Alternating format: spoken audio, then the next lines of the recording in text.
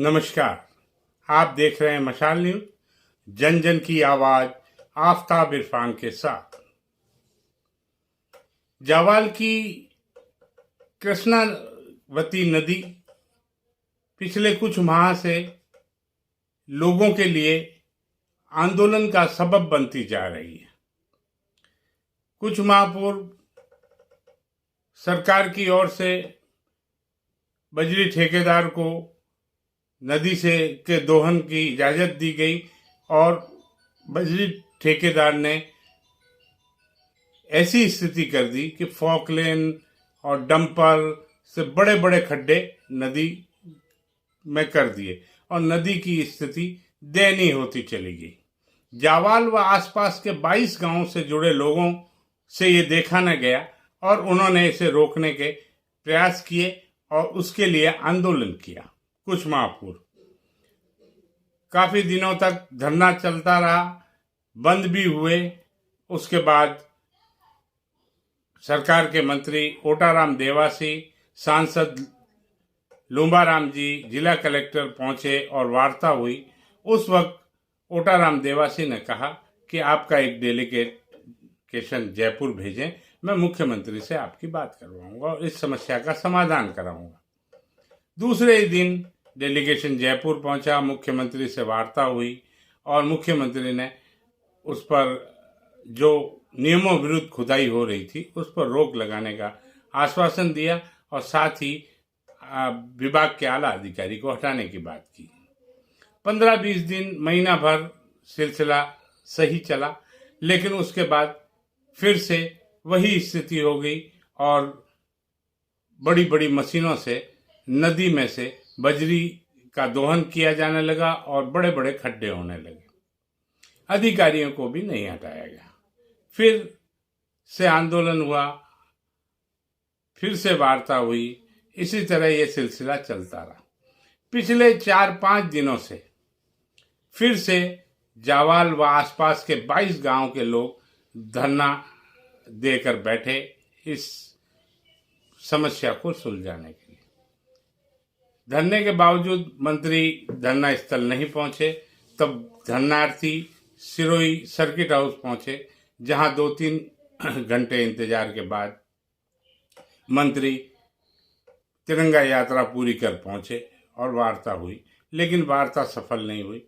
मंत्री जी का कहना था कि मैं इसे बंद तो नहीं कर सकता, कुछ दिन के लिए इसे बंद कर सकता हूं और आपकी वार्ता मुख्यमंत्री से करा सकता हूं।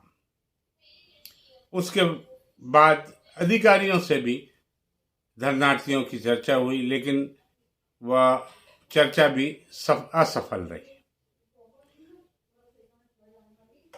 आज जावाल कस्बा बंद रहा, साथ ही आसपास के 22 गांव बंद रहे और धरने में काफी संख्या में लोग पहुंचे।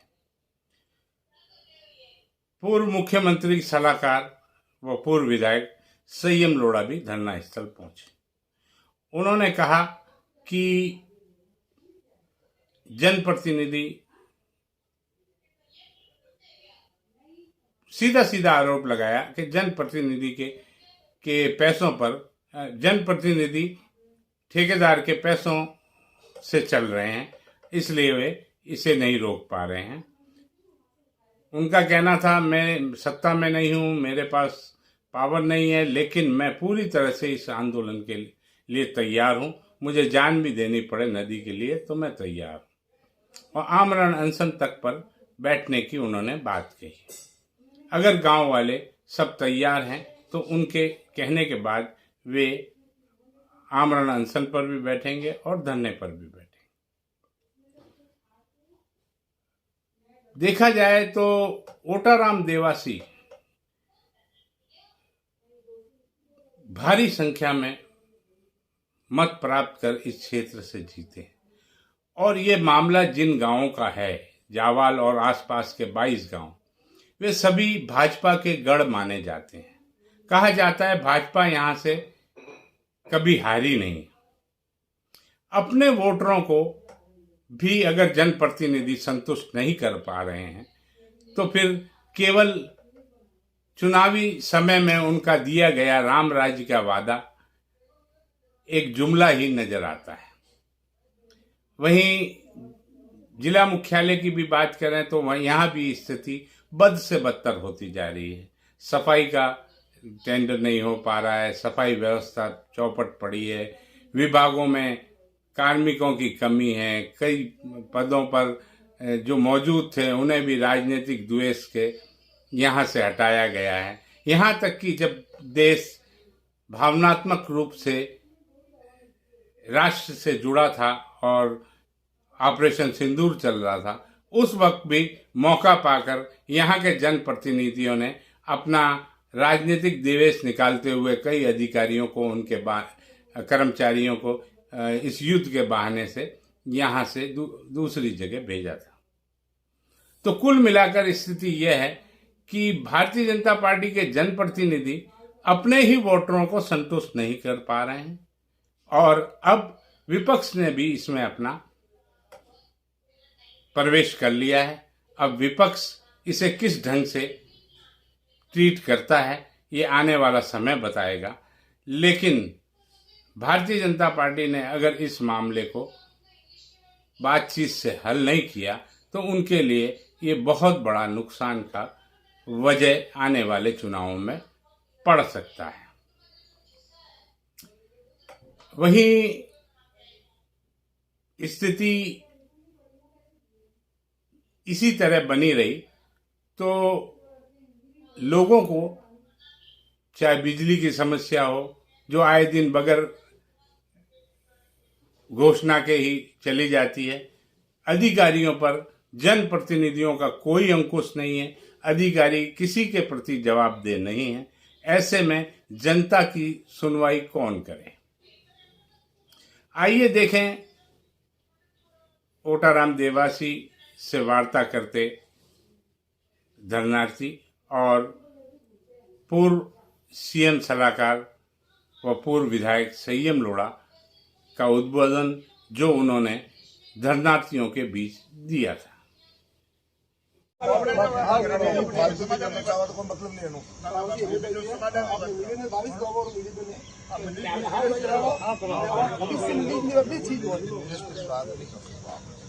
આપણે અંતિમલી ઉપર એમએલએ में मैंने बात की निरस्त्री बात नहीं कर सकूँ।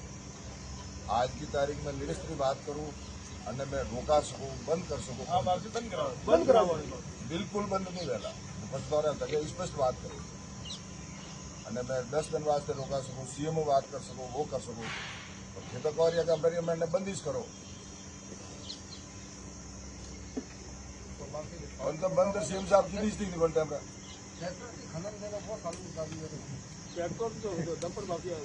पब्लिक हाथी बात नहीं है तो बात है तो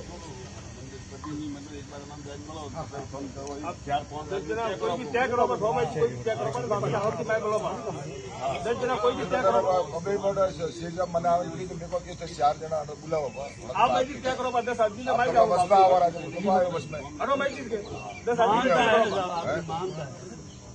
હું બસમાં કેવી આવું એ મારા વોટર હું થોડો જનપ્રતિનિધિ હતી જનતાનો સેવક મારી ડ્યુટી વાળા કે હું તો બસમાં આવ્યો થોડે આएगा थे ये कीधું मैं ये कीधું પણ વાસ્તે હું થોડે આવ્યો બસમાં ચોકે બેઠવા कर दो आप तैयार आई जाओ बैठे बात भी करो ठीक है। मूल भाड़े लियो थे 11 महीना से लड़ाई लड़े रही हो कोई मुहर में नहीं पड़ी है क्योंकि आपको बड़े कोई हमान तो है नहीं फालतूरी पंचायत करता और आज अनूप सिंह जी जामोत्रा मन फोन कीधो कि मैं हेमाली रजा लेन एम जना हाथ कियो के थे आओ तो मुझे हिम्मत करें तुम्हारे बचना आ जाए खास करें अड़वास से आए गए कि बाकी जो भी लोग हैं राजा अफसर है कि बीजा है कि कोई भी है कि थोड़ा थापीड़ा लोग है कि ओनली हज में क्या 22 गांव वाली पब्लिक है आप गलत फैमिली बनाने कहें अगर हर लड़ाई में कुदरो जीव ही देना पड़ी हो पब्लिक केस दो तो पूरे नहीं एक बार में जाओ ही हमारा घना भारी है लेकिन नदी राहु जाओ तो उनकी बढ़िया था ऊपर ही कोई हवा ढकाना नहीं बने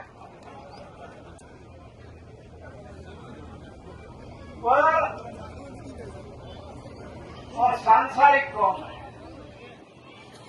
है जो लड़ाई मोंटी है वह लड़ाई करनी चाहे तो 2 महीना की नहीं